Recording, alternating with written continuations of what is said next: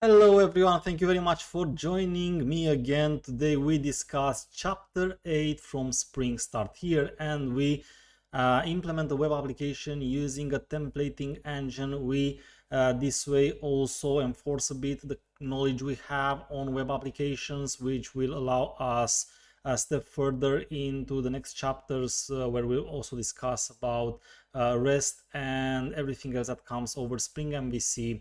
It's already the third, I think, discussion on web applications and on using Spring Boot, and it's like already quite some time since we stepped into the second part of the book. I'm happy that you're here with me, and remember, you have a live chat that I always keep an eye on. And if you want to ask questions, if you are here with me live and you want to start discussions or ask different questions, remember, you can always use the live chat. And of course, thank you very much for subscribing and for joining me on other social media platforms.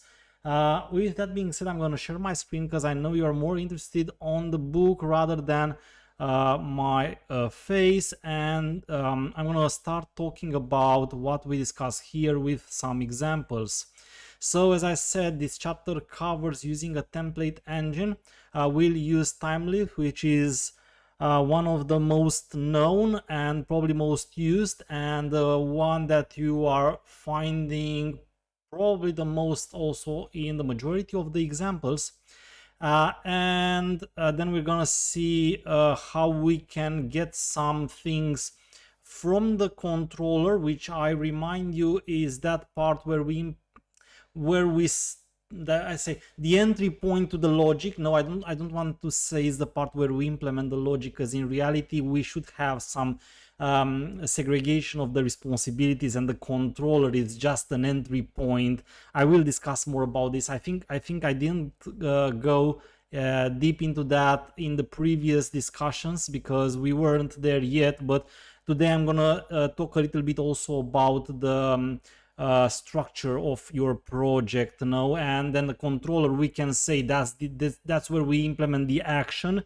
The action is the, if you remember from the previous discussions, it's the method that's directly called by Tomcat whenever we send a HTTP request, and that's where we basically delegate further to the logic behind the scenes. Now normally in examples you don't necessarily have a service, no, and the most likely this is the case here as well, but in a more complicated application it would be impossible. Maybe not impossible, but it wouldn't really be a good idea not to implement everything in the controller. Imagine you would actually get in the end a huge class with a lot of things. So clearly not the way you would like to see a professional application implemented. And then we are going to discuss about other methods rather than get, because our example from last time was directly using the browser, and we were sending a get request. While today we proved that we can use more than just the get HTTP method. And I remember as well that someone actually asked me last time about this. They've asked me about the HTTP method, and in that example was the simplest possible. So we used the request mapping annotation, but we didn't specify the method at all, and that was on purpose because, as you have seen, when I'm writing articles and books, I always follow this principle where I give just in time the information. So I try not to discuss multiple things at the same time. So that's why some of the things I hide them until the right moment when I can reveal them. This way, allowing you to digest easily the information, learn it on a single thread, and learn it with the less cognitive effort possible. Let's put it like that. So I will skip over the introduction because you already know what we have discussed in chapter 7. No, we discussed about Spring MVC, and we fortunately had the chance to also finish that project in section 7.3, if I correctly remember. And now we have 3 different sections here where we'll discuss mainly about Timeleaf templating engine, how the Spring Boot project looks like with the templating engine, and what are the things we need to know about linking the controller to the view and the view to the controller. No, that's what we want to understand. So let's try to make sure that everyone knows what dynamic page means. Last time, if you remember, we had this application and we had only a static. We called it a static page. It was a page with a title and an H1 header 1 text on it. When I say static, it means it doesn't change. The information is the same. Whenever you load that resource, you cannot change the content on the page with the resource that you load. But when you have a dynamic page, then it actually means that some of the things here change. So for example, even if the page is the same, you can see here the, oh, maybe not really a great idea, or maybe I can do like that. Let me see. Can I? No, not really. Anyway, I'm gonna try to explain it either way. So you have the manning.com/cart. You can't see this, but you can trust me, this is the case. So it's the same, see, it's the same page here and here, but you have different content. So in this case, for example, first time I've decided to buy this Spring Quickly, which is actually the previous name Spring Start here had during the early access program. And then I've added also some other book, my Spring Security in Action, and you can fill in here how many copies you want, and then you can add a discount code. You can check out. This page is the same resource, accessible at the /cart path. So even if it's the same path, what comes back is different. Well, in some cases, what comes back is different, or you might have some client-based programming like a JavaScript library or framework, or you can have a mix between these. Today, we discuss mostly about you get a different response from the server side. So what we have is imagine no JavaScript, no programming on the client side, so nothing on the browser side, which is no JavaScript we can imagine. But depending on different things here, even if you have the same resource, so meaning the same URL, you might get back different values. Okay, so this is the first thing you need to understand, how it works in terms of what dynamic means. And this dynamic implementation can be done either in a straightforward approach by creating the whole content based on decisions that you take based on different parameters, or you can use a template. And of course, when I get to that, I will also explain why a template is, what's the advantage of using templates when you use this approach, because you will see that in many cases you still have parts of the page which are of course static. So for example, in this case, now if you take exactly the previous example, you'll observe that this header here with Manning Publications, this is completely static now by itself. Well, not really, because it has this button here that displays the number of products, but anyway, a big part of it is static now. So what I mean is that maybe you don't want to rewrite or you want to reuse somehow the code that describes things that remain the same on the page, and only change the things that need to change, like the list of products in the shopping cart, for example. So let's go to figure 8.2 to make sure that we understand how this process works. And yeah, and then how the dynamic page exists, what's the flow, and then we'll discuss further the implementation.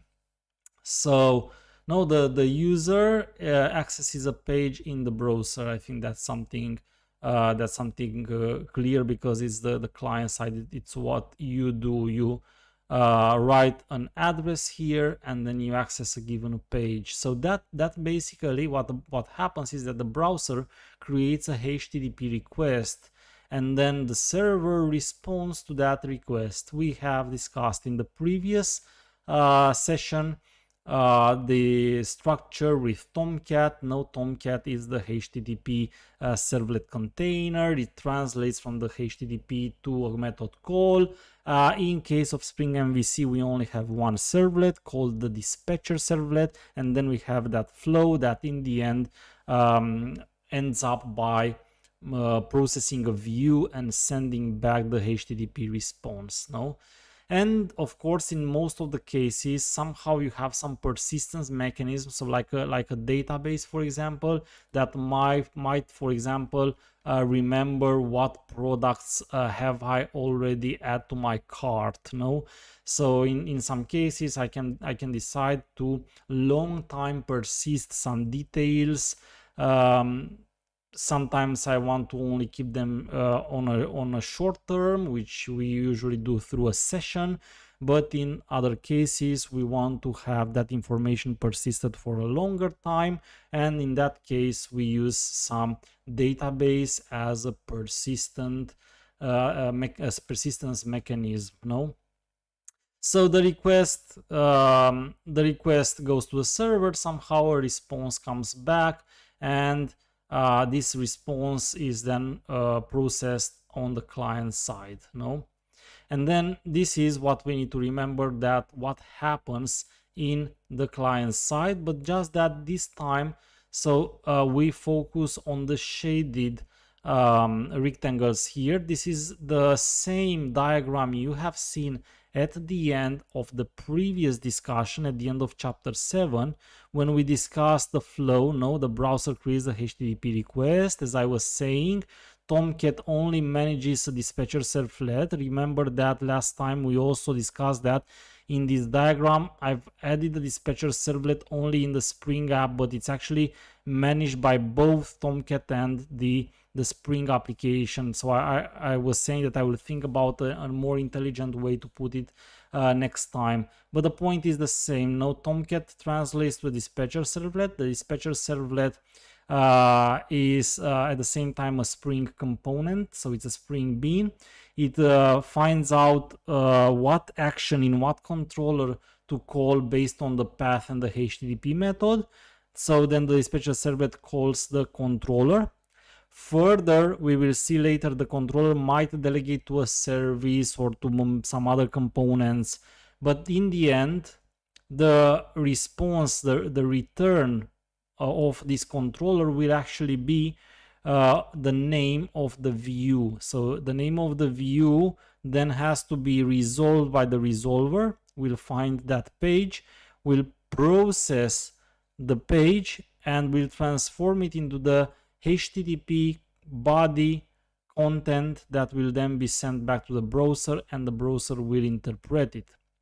So last time when we discussed this diagram, we didn't have any communication between the controller and the view resolver. So you only had a static page, which meant that you didn't need to send something from the controller to the view resolver. You didn't need to send any information, because on that page there was no dynamic information. That was only a static page. The only thing the view resolver needed to do is get the name of the view, find the file, get the content, and directly send it as it is to the browser through the dispatcher servlet and Tomcat.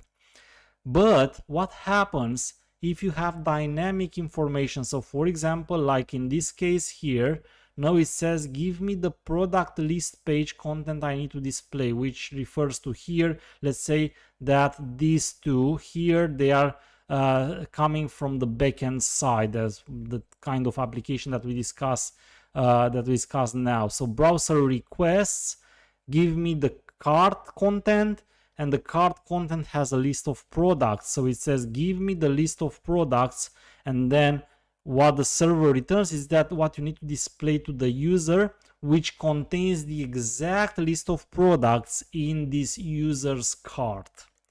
So how do you manage that?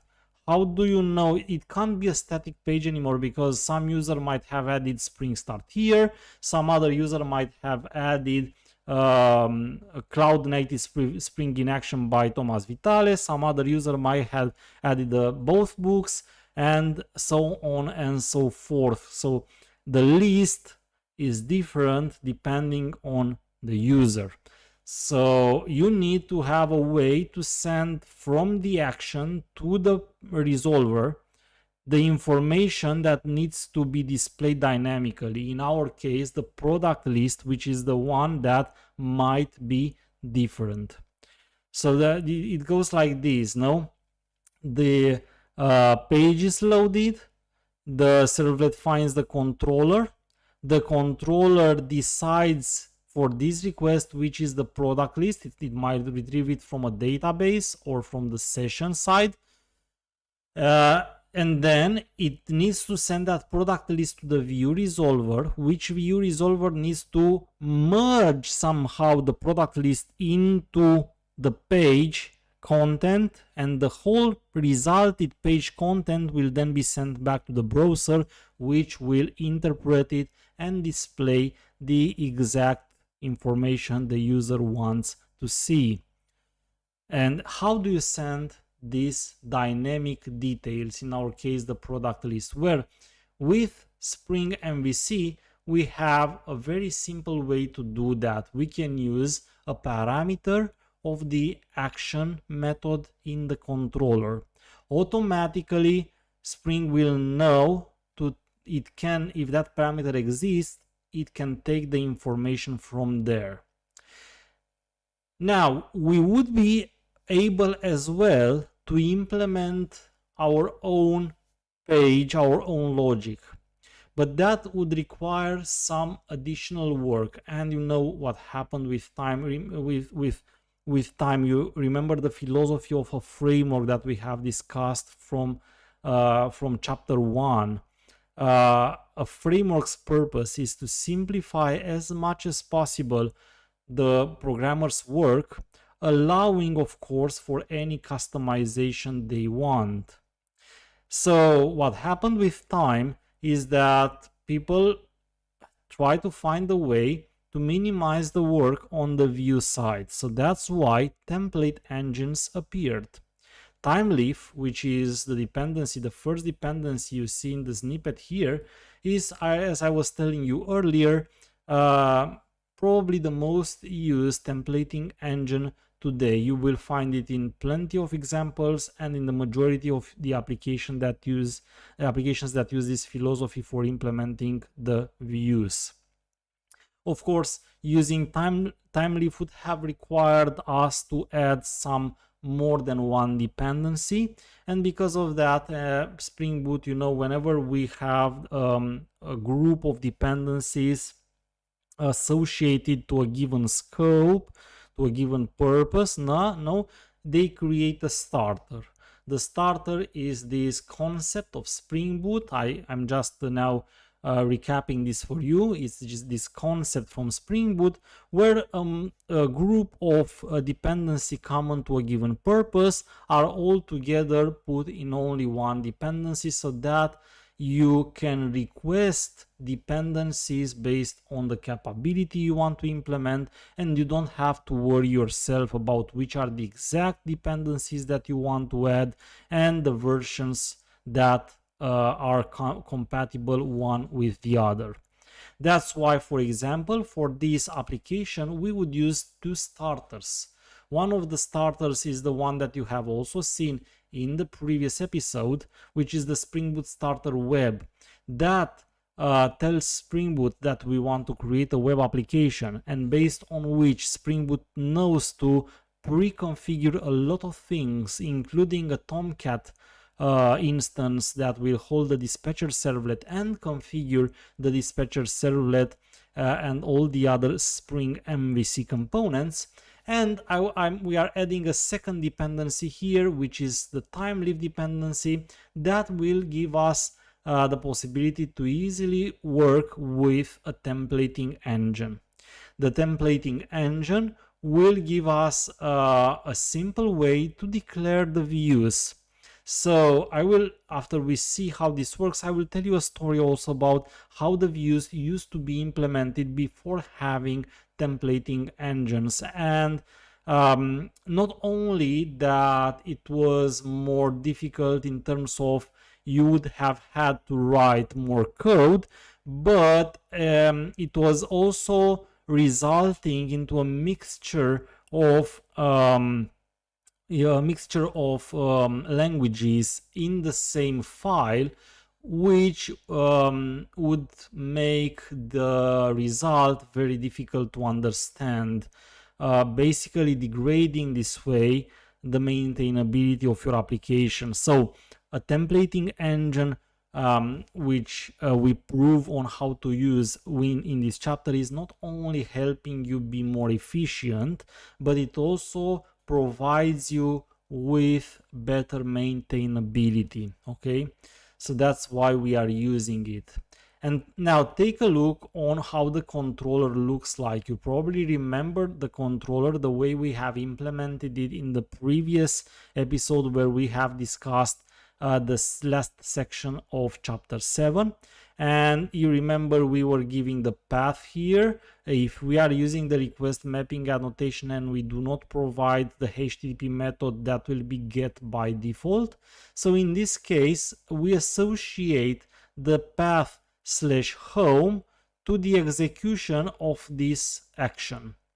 So whenever a browser will send server address /home, the dispatcher servlet, which will be the first one basically to intercept the request after Tomcat, will search and will find this method associated with /home path and the get HTTP method. And then what you observe that's different here to what it was in the example in chapter 7 is that we have a parameter that is called a model. Now, do you remember what a model is in the terminology of a layered application, or at least in the terminology of the model view controller structural design pattern that we discussed in the previous episode? So MVC, model view controller, no, it's a structural design pattern that consists on segregating three important responsibilities. The view, which is what the user sees and interacts with. The controller, which is the representative of the data processing. As I was telling you, it's not that you put everything in the controller, but if you need to call a method, this is where you are calling it from. So you can say the controller is the representative of processing the data. And then the model, which is structuring somehow the details that the user wants to see on the page. And that's why we have a model as a parameter here. So you remember already that when we use a templating engine such as TimeLeaf, when we're using a Spring MVC in general, not necessarily a TimeLeaf, but a Spring MVC in general, we need to return from the from the action method, the name of the view.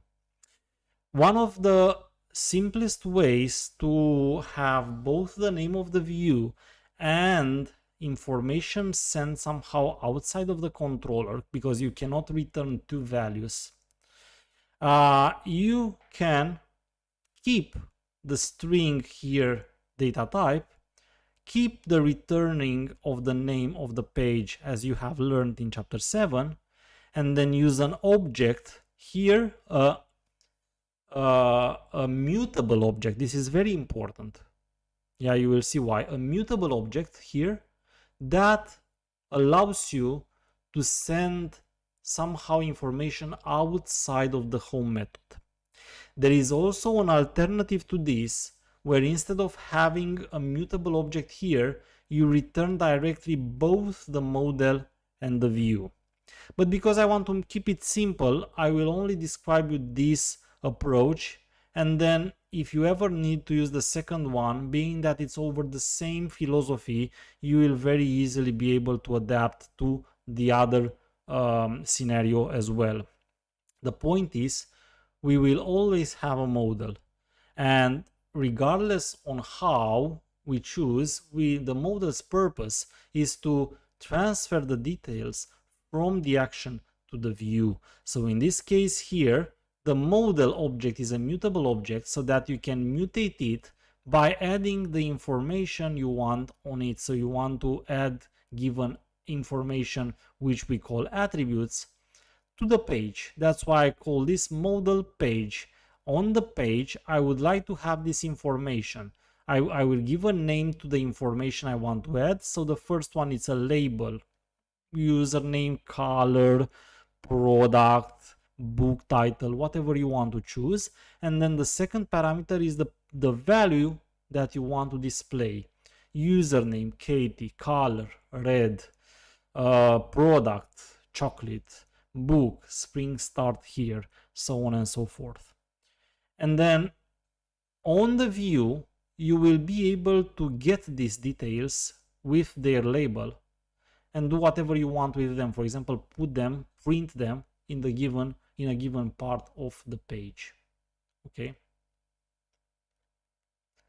And now you have, of course, as I was telling you, different options in which you can do that. So today we are directly using a templating engine. The templating engine gives you some XML expressions that you can use to get values from the object, from the model object, and print them easily. It's basically, take a look here at this span. We are using this th prefix to get access to the capabilities provided by TimeLeaf.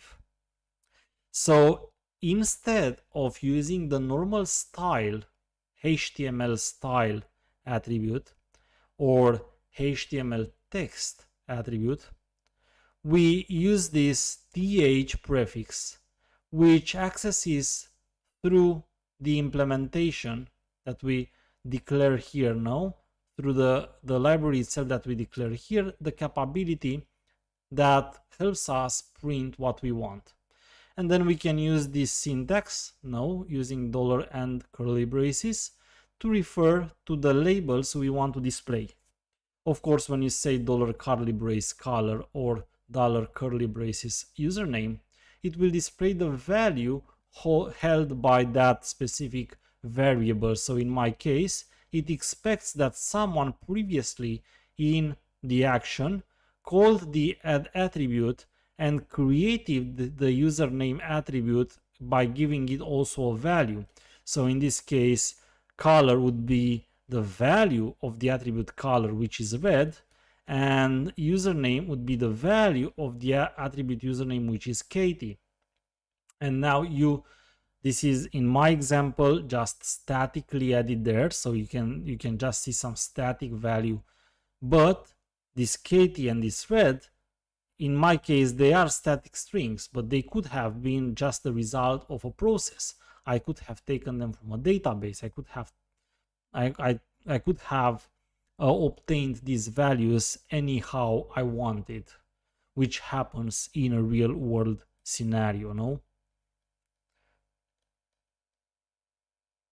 So this is the result. Now this is how it looks like. So it says welcome Katie, and Katie is here in red, and the reason it's in red is because I added it in the span, and I used CSS to change the color here No, you see the style is the CSS attribute in HTML, and I say color colon, and then the color that comes from the controller, which in my case is the one that I have added here, so red.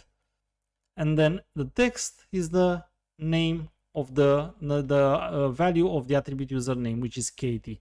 So that's why here this span makes that this text is displayed, which is Katie, and using CSS we change the color, we change its color to red. By the way, we are only discussing in Spring Start here about Spring, so I never meant this book to teach front-end in any front-end details, and normally this is for backend developers, which means that I don't assume that you know front-end, but there are some things that you need to know, like regardless of what kind of a developer you are, it's what I call basic knowledge. And HTML, the minimum CSS and JavaScript, I do consider them essential to be known by any developer, including backend developers. Remember, this doesn't make you a full stack developer, because I also see that sometimes some backend developers learn a little bit of JavaScript, CSS, and then they suddenly change their titles to full stack. If you really want to be a full stack, you need to know a lot more than just this. But even if you are only a backend developer, as I am, it doesn't mean that you don't need to know at all HTML, CSS, and JavaScript. You always need to know a minimum of those, and of course, you always need to know a minimum of SQL, and other descriptive language such as YAML, JSON. This is basics. Now you need to know them regardless if you are a front-end, back-end developer, or even a DevOps. Okay. So this is very important, because I see so many developers nowadays, they are just, hey, that is CSS is not my job, or that's JavaScript and that's not my job, which is not really the case. While it's true you cannot learn them all, you always need to know basic from everything. Okay, so that's basically it. And if you want, I can just drive you through this project that comes with the book, as you can see. So as I've been telling you, these are the dependencies I have been added, and then in the controller you can see the two attributes. So you also, and normally if you have followed the entire playlist, or when you read the book, you read it from the first chapter, you know that in the first part of the book I was telling you about the importance of knowing very, very well the Spring basics before jumping into Spring Boot. So normally now, if you have followed that part, and you have followed also chapter 6 where we discussed aspect-oriented programming, you know, or you can imagine how this parameter here is used by Spring. Because what happens now is that Spring intercepts somehow using an aspect the call of this method. And if you remember, in chapter 6 we discussed that you can intercept both the parameters and the return type, and this is exactly what happens here. This is exactly what Spring does here. In this case, it needs access to the parameters, because it will need to read the values from the parameter to whatever you add here. So what Spring does is that when you call the method, it then searches if it has parameters, and if there is a parameter of type model, it assumes in that parameter it will find all the values you then instructed to be linked to the view. So that's how it's working. Behind the scenes you have this essential aspect that makes this possible. So imagine now the dispatcher servlet knows who to call. It calls the controller method, but the controller method is intercepted by an aspect. So this way the model object here can be managed, so that aspect can take the values it needs and then weave them in the parameters on the page specified with the templating engine, in our case TimeLeaf. And then you can see also a small difference here. When using a templating engine, we use the templates folder in the resources folder. Last time, when we didn't have a templating engine, we used the static folder. The static folder is designed, as the name suggests, to hold static resources, so pages that don't contain any kind of templating. If you are using a templating engine, regardless on what templating engine it is, you need to use the templates folder.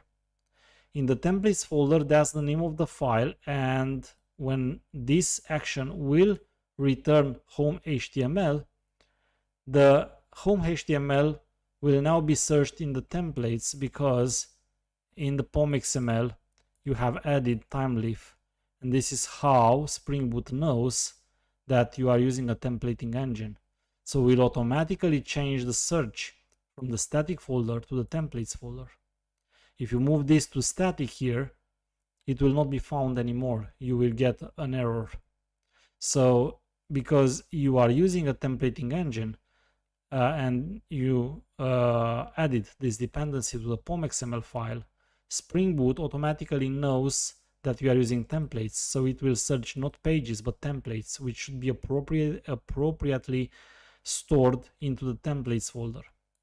Inside the template, you can see exactly what I was doing. Now you can see the TimeLeaf prefix declared, and then you can see how I'm using it to declare that span, which will display the dynamic values coming from the controller section. So the username and the color are simply variables that through this model parameter can be linked to our template here. In the template, a big part of it is static and only a part of it becomes dynamic. We can use inside the template control structures such as parsing a list, for example, like repetitive control structures, and this way, for example, we can make a list of products, and as well we can use decisional structures, so you can say if else. Everything is managed behind the scenes by the TimeLeaf library. I was telling you earlier that before having this philosophy of using templates, we were using code, Java code, directly in the view. This technology, which at its time we were calling it Java Server Pages or JSP, allows you to have scripts inside the HTML page, which were then precompiled, resulting into a servlet. So with JSPs, the main problem was actually the readability of the code, which basically also was degrading the maintainability of the application. You had a mix of HTML, CSS, JavaScript, and of course Java. And that made things really ugly. So you might have ended up with some hundreds of lines of code of a mixture of languages, which became very difficult to debug and understand. And because of that, we developers and software guys throughout the time tried to find better approaches, and templating is a better approach because you only use XML, basically XML based language. So you see tags and that's it. A HTML/XML looking like tags. You don't have a variety of languages anymore, or at least you don't have Java code inside the view. You can write the view without having Java code inside it. Another technology that was pretty popular, became pretty popular, and it was using the same philosophy, was Java Server Faces. Java Server Faces works in a similar way. Now it's called, of course, Jakarta Server Faces, and it's no longer as popular as it used to be. But Jakarta Server Faces, or as we priorly known it as Java Server Faces, JSF, offered you a way to template the view and link the view to a controller method. It was a very similar way of working, a very similar design. No, so this is how we link the view to the controller. Is basically it provides us with this capability of exchanging information between the controller and the view. Let's go a little bit further now and discuss using different methods. So yeah, now you might ask yourself, okay, I'm going back to the diagram actually. I'm able to send information from the controller to the view and then process the view, which is what you saw. But then, can I get information from the browser? And yes, point is that in reality, what you get is either information from the browser or information from the server side. And the mixture of those can be used to create the response which you send back. So what can you use for that? Well, you can use, for example, in case of the request, different ways to send the information from the client to the server. So request parameters, headers, path variables, those are the most encountered ways of sending information. So as you can see, for example, here, take a look here in the link from Manning website. All the three that I've marked, they are not really resources. They are most likely path variables. So I'm pretty sure that somewhere behind the scenes, this is the server and this is the resource book. But this book is nothing but a dynamic page. And this dynamic page's purpose is to display a book, which is what we are doing here. No, we are reading a book together. But in order to read this book, you have a table of contents on the left hand side. You have the content of the book on the right hand side, and you have a static banner here. So this pretty much looks like a template. Just make an exercise of your imagination. Exercise a bit your imagination and put what we have learned together with this example. Look exactly at the page, at this page that we are using to read the book. This is the path to the resource. So this is the page we access, which in our case is equivalent to /home. And then there are some details that we send from the client side to the server to know what exactly we want it to display. We are requesting the server to show us the content of the book Spring Start here, chapter 8, and this 43 here I can assume is the paragraph or something like that. And this way, the content returned by the server will be exactly what we want to see in the browser when the browser will interpret. we will automatically see chapter 8 being bold here in the table of contents with the paragraph or the section we are in. And on the right hand side, it will make sure it scrolls automatically to exactly what we want to see. But in order to see that, we need to request that. And these are some dynamic values that we send from our browser to the server. And these are called, when we put them in the path like this, and they look like a resource, we call these path variables. An alternative to path variables is when you write question mark and then some parameter and then some value.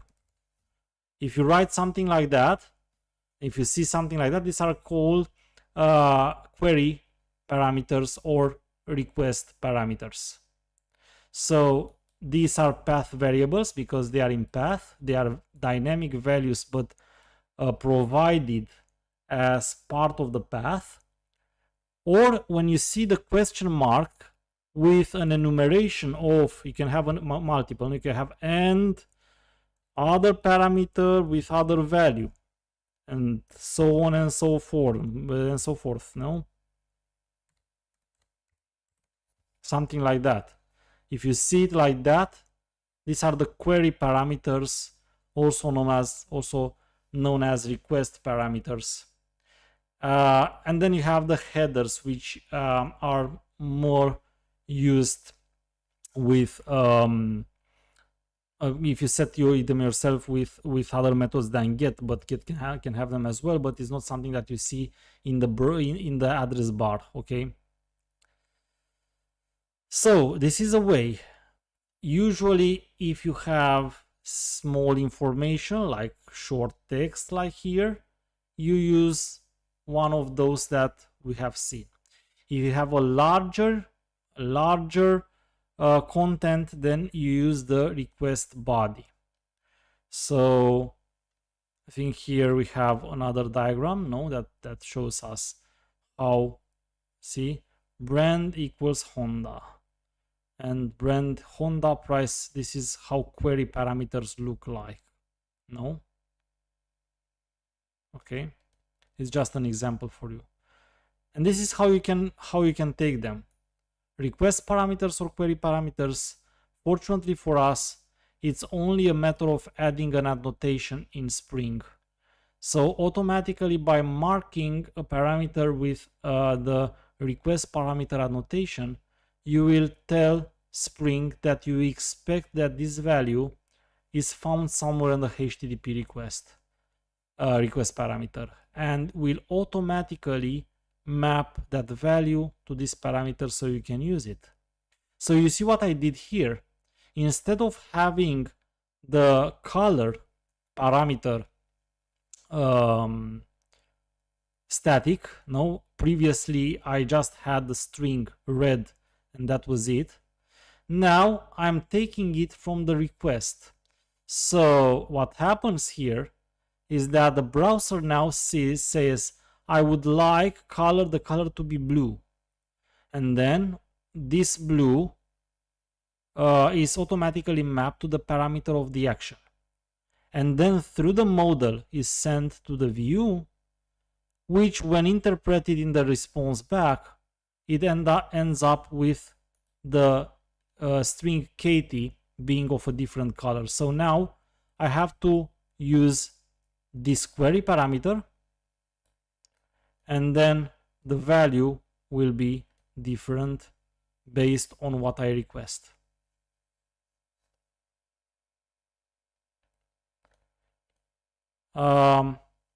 If you want it to be a path variable, it works pretty much the same.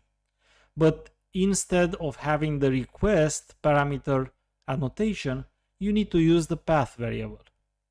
And in this case, you need to mark somehow which part in the path is the variable. Now, as I was saying here, now Spring Start here, chapter 8 and 80, I can assume they are all of them path variables. So they should be something like that, no? If you put them on the, when you put them on the request mapping, they would be like book, chapter and whatever this is, section or paragraph, or anyway. So this way, if this would be basically the path. No, I'm just imagining now. You again have to exercise a bit your imagination. So this way you would have the parameters book, chapter, and section, and automatically Spring Boot would map them. Spring actually, sorry, in this case would map the values to the parameters, so you would be able to use them. And then the request would look like this, which is basically, you know, pretty much what we see here. That's why I said it looks like path variables, no? So it's /books and then whatever path variables you want. No, and you can have multiple path variables. And then of course, last thing that we want to discuss from this chapter is the fact that you can use multiple HTTP methods. And all of them can be used. Basically it's pretty much simple, and then you normally you need to know the difference between them from a standard point of view when we use one or the other. So for example, you use get, as the name suggests, to retrieve information. You use post usually when you add something. You use put when you change something. You use patch when you change a part of something, and then you use delete when you remove something. It's unusual to use delete to get data, no? Or to use put to get data, or to use post to delete. Don't mix them. They were given a proper name, especially for you to have them easy to understand. And when you see a request, and you see a request is a get, normally that would mean you only retrieve data and not change data. Not to say that sometimes if you mix them up, it can also imply some security vulnerabilities. For example, if you will follow my Spring Security playlist or read my Spring Security in action, you will find out that, for example, the CSRF security mechanism Spring Security applies doesn't properly apply if you make change HTTP requests, adding or deleting things or changing things on the database. I'm not going into details now, but sometimes some things rely on the fact, some important things rely on the fact that you correctly use the methods. And then I'm not sure if we need to go a lot more with this, but of course I think the chapter ends with an exercise with all the things that we have already known. And here one thing that you want to see, of course, that I was trying to tell you also earlier, and is the time. So the controller is just the entry point. Usually you have some more components depending one to the other. So this controller that delegates to a service where the use case are implemented is, for example, what we call, we name a layer design. So we have the controller, which normally should not have any business implementation, any logic on how the data is processed. Always the controller should only focus on what's retrieved from the client and what is sent back to the client. So parts as getting the parameters, validating the parameters, validating the response, formatting the response. These are things that can be at the controller level, but business implementation, so how the data is changed or manipulated due to what needs to happen with the data in the end, needs to happen in the service. And then if you have some persistence, you'll probably have repositories, which are the objects responsible with managing the persistence. If you want to communicate to a different application, you will probably have a proxies.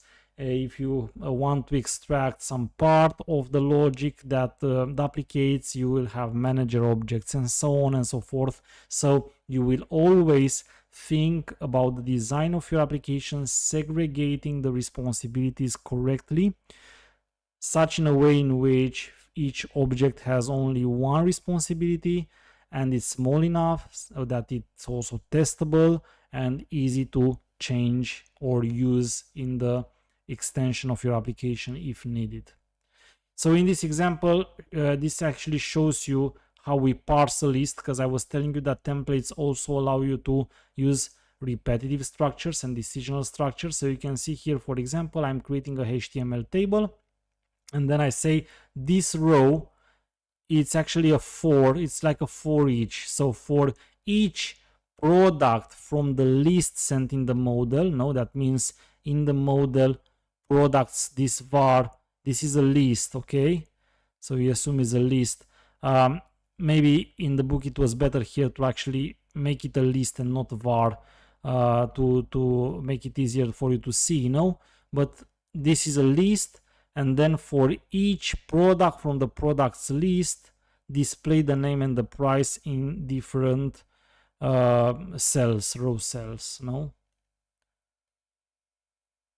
And this diagram shows you now the how we have extended, you know, this part, all this part here up to point 4. This is what we consider to be part of the Spring MVC normal design, but you know that product controller then can delegate to other objects. So not that can, but it should delegate to other objects. So we don't have a big object that does everything. We have splitted responsibilities.